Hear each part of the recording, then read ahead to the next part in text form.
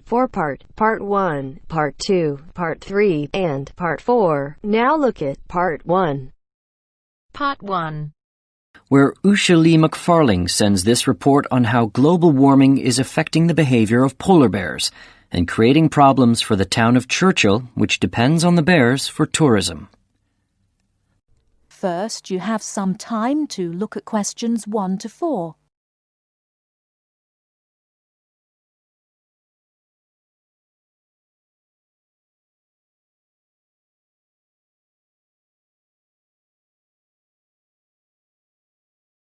Now we shall begin.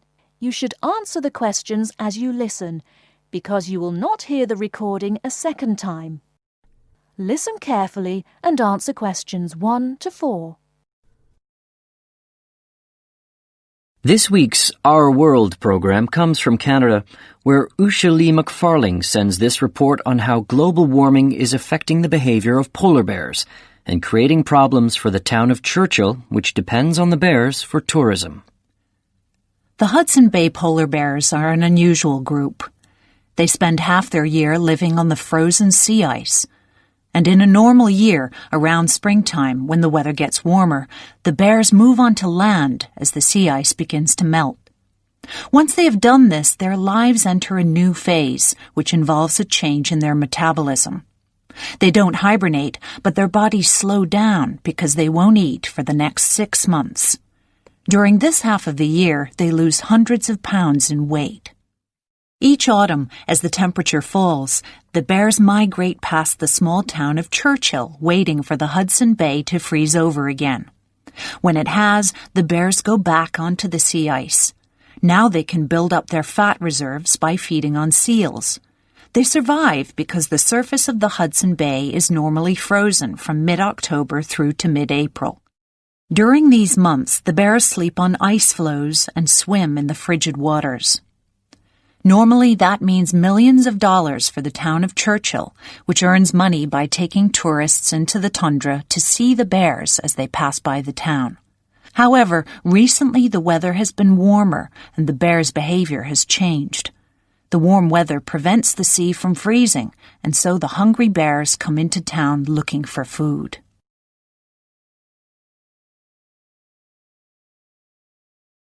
Before you hear the rest of the conversation, you have some time to look at questions 5 to 10.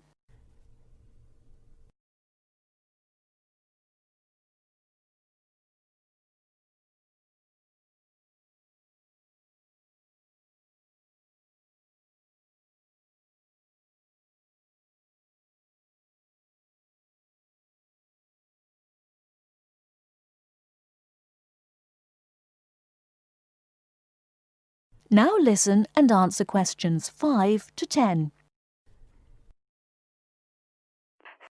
The town of Churchill has good reason to look after the bears. Rough estimates indicate the province of Manitoba earns in the region of $300 million each year from bear tourism. Bears are the backbone of our economy, said town manager Darren Ottaway. While Ottaway is concerned about an abundance of hungry bears coming to town in the short term, he is even more worried that global warming may mean no bears here at all one day. For 3 weeks during bear season, Sleepy Churchill blooms as about 15,000 tourists stream through town, hoping to get close-up views of the animals from caravans of heated tundra buggies.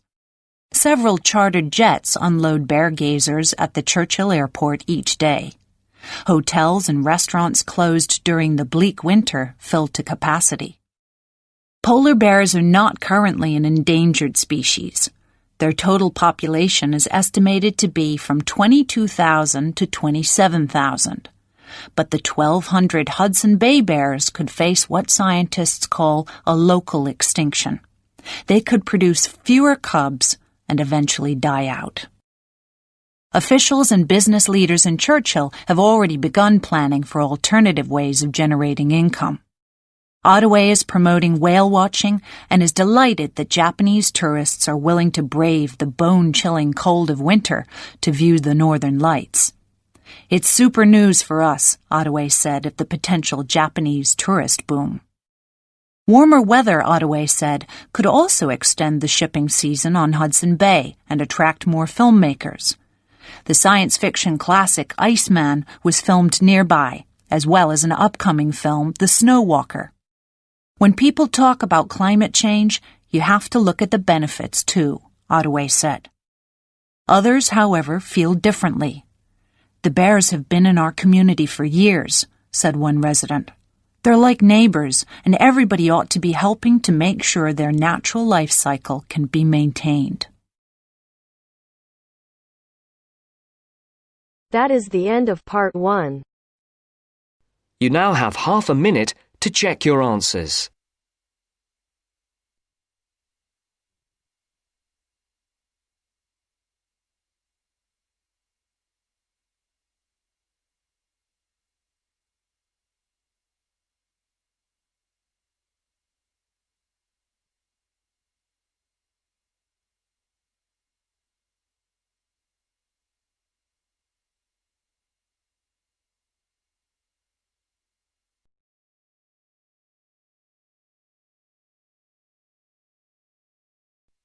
Now turns to part 2. Part 2. You will hear the education officer in a museum giving a talk to school students who are about to start a one-week work placement in the museum. First, you have some time to look at questions 11 to 15.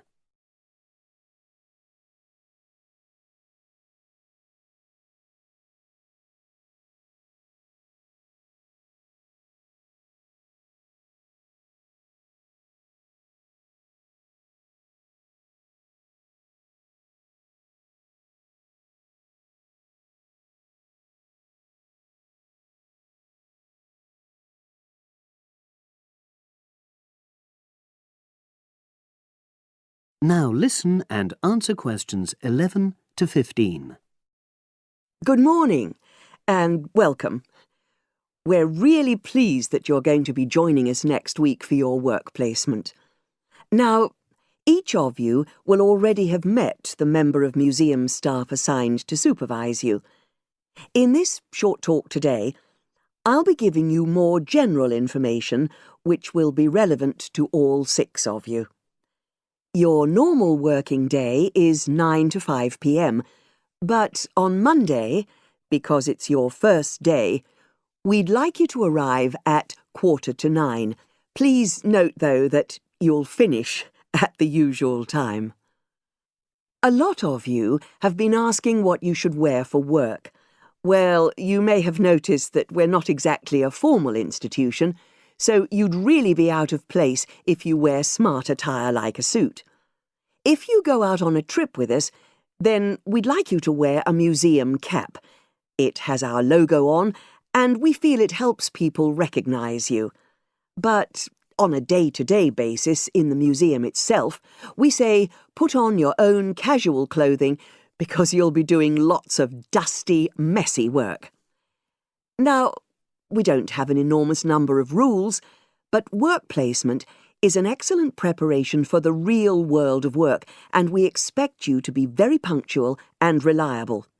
If you're not well, or there's been a hold-up, then what we ask you to do is ring the museum receptionist. He will be in the museum well ahead of opening time, and he'll inform your own personal supervisor in the museum. If you're away for more than one day, we'll inform your school tutor. They'll obviously need to make a note of your absence and follow up if necessary. But most of all, we hope you really enjoy yourselves during the placement. Students say they have a lot of fun, whether it's working with kids in our art workshops held every Monday, or, the most popular, when they go out on our outreach work to residential homes, recording elderly people's memories of school days for our oral history project.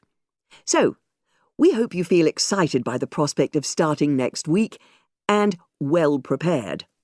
Your personal supervisor will be there to help you with our health and safety requirements when you start next week, and your supervisors will also brief you about the background to the museum, summarising all the huge amount of information on our website. In the next couple of days, it might be worthwhile if you get hold of evaluations and other notes made by students who've worked with us before. You can get a lot of pointers from them. Before you hear the rest of the conversation, you have some time to look at questions 16 to 20.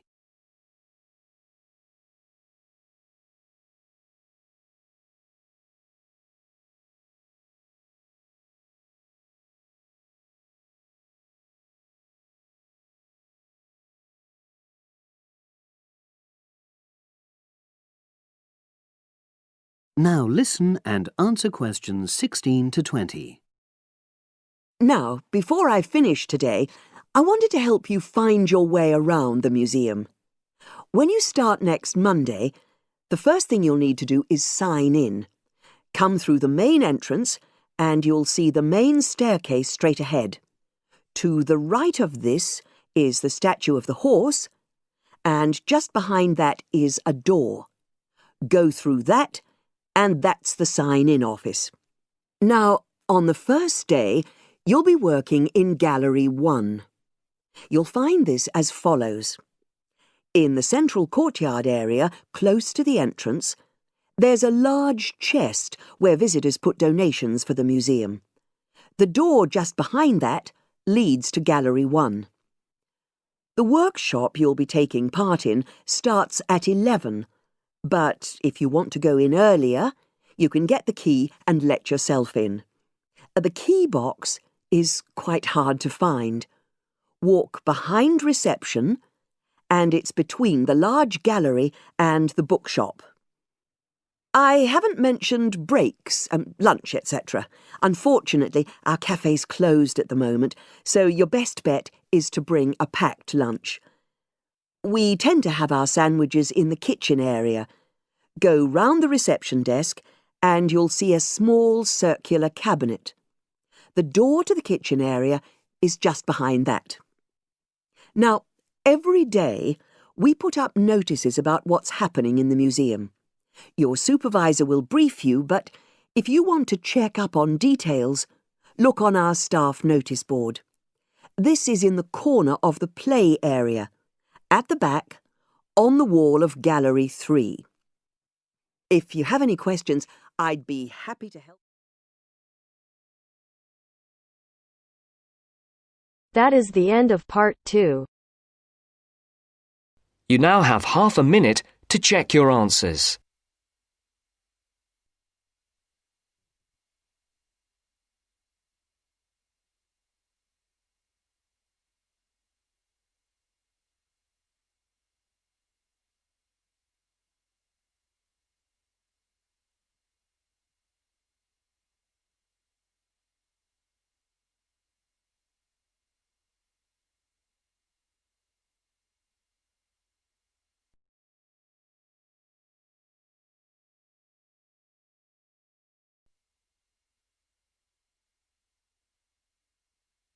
Now turns to part 3. Part 3. You are going to hear part of a lecture on some useful information for your travelling around Britain. Listen to the lecture and complete the notes below. First, you have some time to look at questions 21 to 25.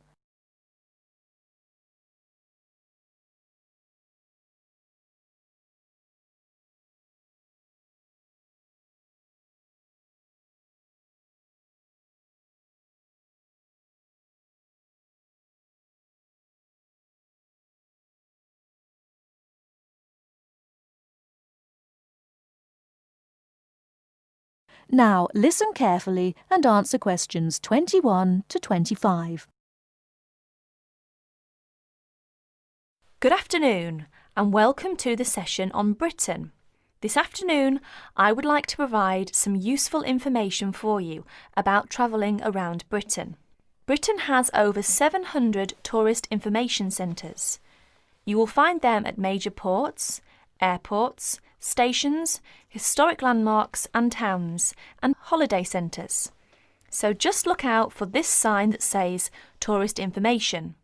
The staff will be able to answer your holiday queries, as well as provide essential maps, guides and brochures.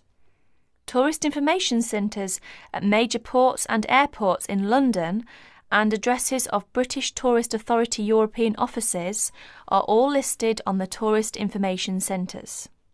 Now, let's talk about the telephone in Britain. You know, Britain is well supplied with public telephones. Street kiosks take lop coins.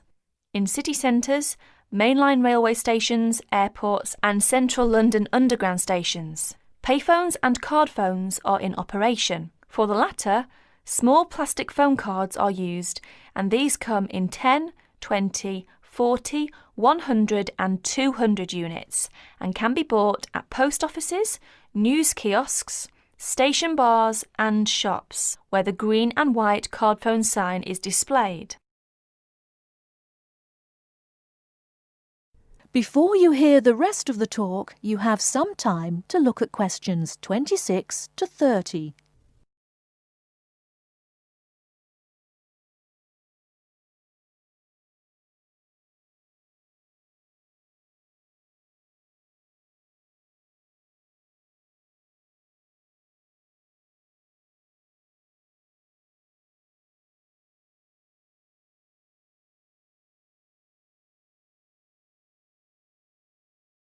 Now listen and answer questions 26 to 30.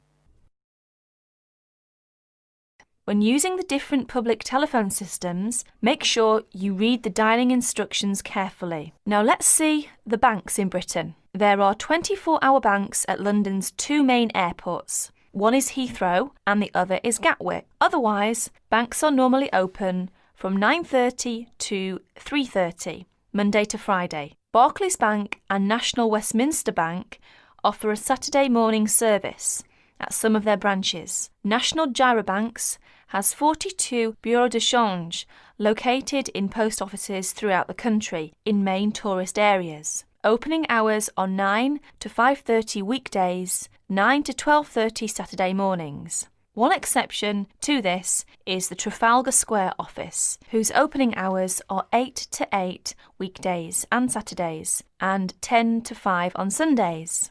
The Bureau de Change services are available to overseas visitors. Visitors can change their money there. You can also change money at Bureau de Change, large hotels, department stores and travel agents. Be sure to check in advance the rate of exchange and the commission charged, as these vary considerably. Wherever possible, you are advised to use the bank or Bureau de Change, which conforms to the BTA Code of Conduct. In most cases, this is indicated by display of the code. That is the end of part 3. You now have half a minute to check your answers.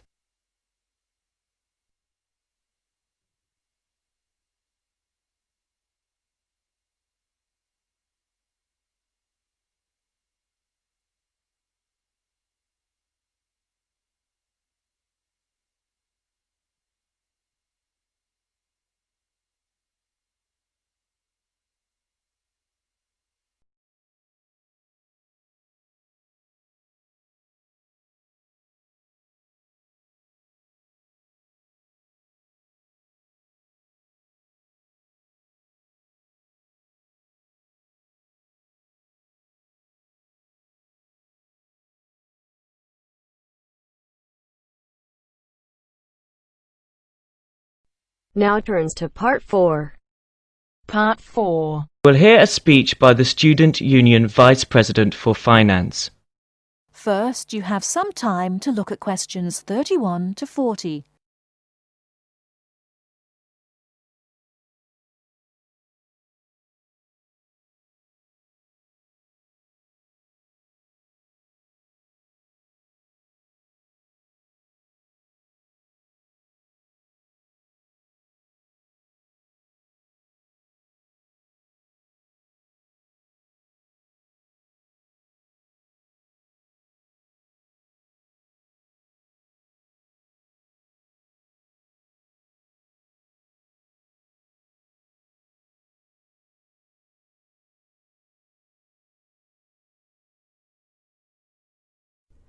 Now listen carefully and answer questions 31 to 40. Now you will hear the speech. Hello, as VP Finance, my job is to oversee the spending of our grant to ensure that all areas of student union activity run efficiently and smoothly, without any financial headaches. I have a thoroughly efficient finance team, Ursula, Ella and Henrik. We are all here to help you as best as we can. Remember that even though I administer the union's finances, it is ultimately you who has the final say in expenditure policy, either directly, through the democratic process of the general meetings, or by voicing your opinions through the Executive Finance Committee.